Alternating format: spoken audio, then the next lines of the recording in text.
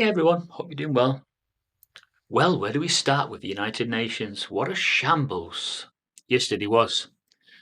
America completely rejected it, and the UK, as usual, abstained. Little puppy that the UK is, riding on the coattails of the United States. But together, make no mistake about it, they are the last human willpower. They are the Anglo-American world empire that have been reigning for 200 odd years now.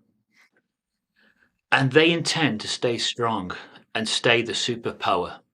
And that's what this confrontation against Vasily Nebenzia, the representative from Russia, who gave quite an alarming speech. Now, I did try and tape it, try and record it.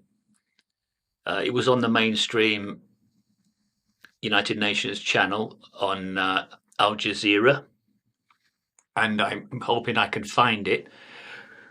But what struck me about his speech was how many references there was to a world of totalitarian, get that word right, um, existences. And he references George Orwell in his speech. He makes mention of Boris Johnson scoopering the peace deal. Russia were open to negotiations up until that point. It's all about the Minsk agreement. And of course, Boris was sent almost in a hurried fashion to kill it dead. But at that point there was some hope of some peace.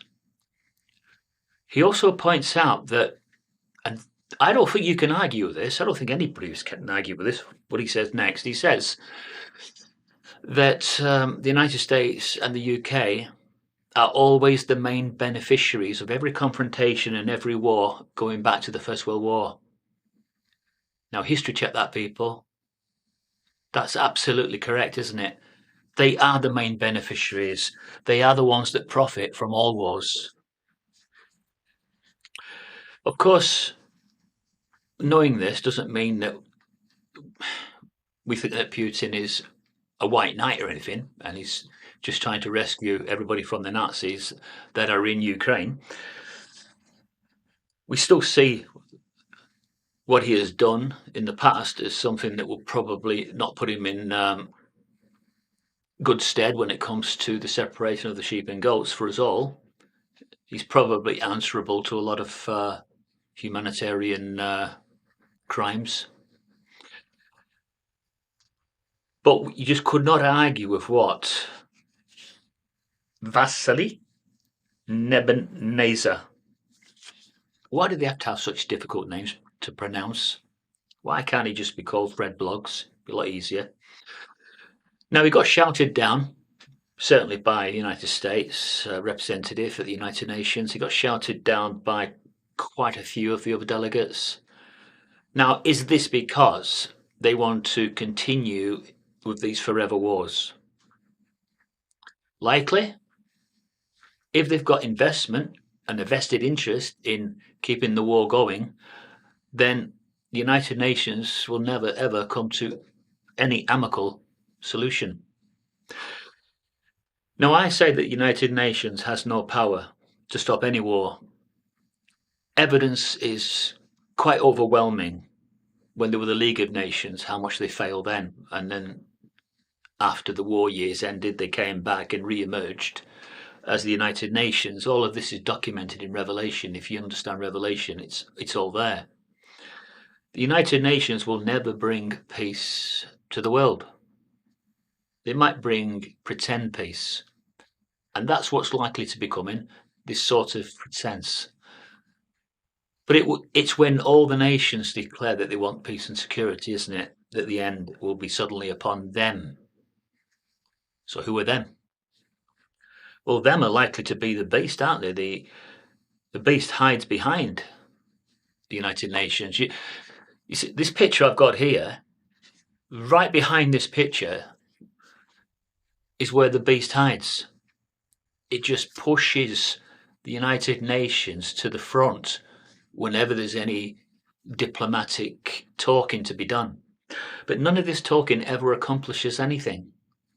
absolutely zip all ever gets done as a result of all the nations meeting together. I think this is deliberate. I think the United Nations are just wasting people's time. I think it's a deliberate deception. The beast is quite happy to use them in this way. But the United Nations, as you know, and according to the scriptures, they are the disgusting thing that causes desolation. So they're not really an organization that is really striving towards bringing everybody together in harmony. Because they have no power. They haven't been granted any power by the beast, by the warring nations, Gog and Magog. None of those want the United Nations to have any true power. So they've got no teeth. And if they haven't got any teeth, they're never going to be able to bite into anything meaty, are they? Anything worth digesting or anything like that. They're never going to be able to do it. And so you'll see all the representatives from all the countries around the world. There's 175 member nations that make up the United Nations.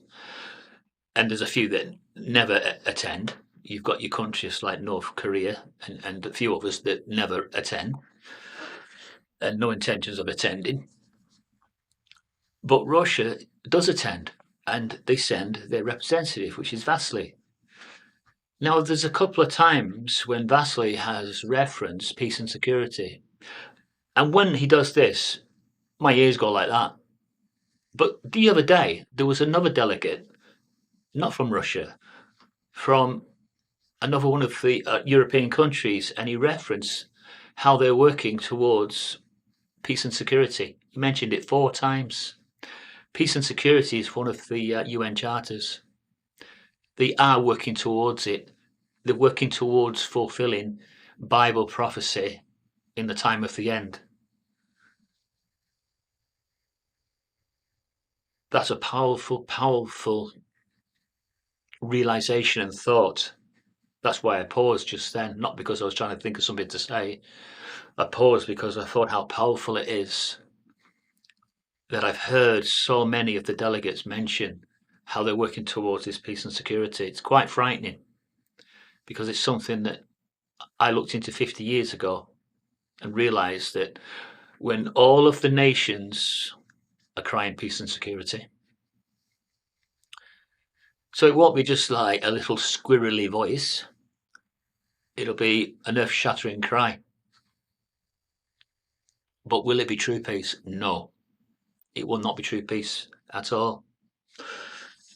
It'll be something to appease the angry voices at the moment. I mean, look how angry now Al Jazeera is getting and how vocal they're getting over the war in Gaza. They're simply calling it what it is, a genocide. It's looking more like that's what it is. And that's what the intentions were in the first instance, to give them an excuse to wipe them off the face of the earth. Poor children that I saw in the news today. It's always the innocent that suffer. Those that want war are never on the front line, are they? They're always in a place of safety where they can't be got at. The true horror, people, of living in the last days. And yes, you are still in the mild period. You wait till you get into the really, really bad side of Revelation and the great woes. Will you want a relationship with God then? Will we all want a relationship with God then? Absolutely you will. You will not want to be anything other than a Christian in the last days. When there is no other hope of survival, you will seek out God. Absolutely guaranteed. Unless, of course, you take your own life early. But when you see the things coming upon the earth, it's not just the demons and Satan that will be in trepidation. It will be the whole world. We will all be quaking with fear. All of us, because we will not have ever seen the power that is coming upon this earth. The angelic power. And when we see it, it will frighten us to death. And it will certainly frighten Gog and Magog. And they certainly won't have an answer to it.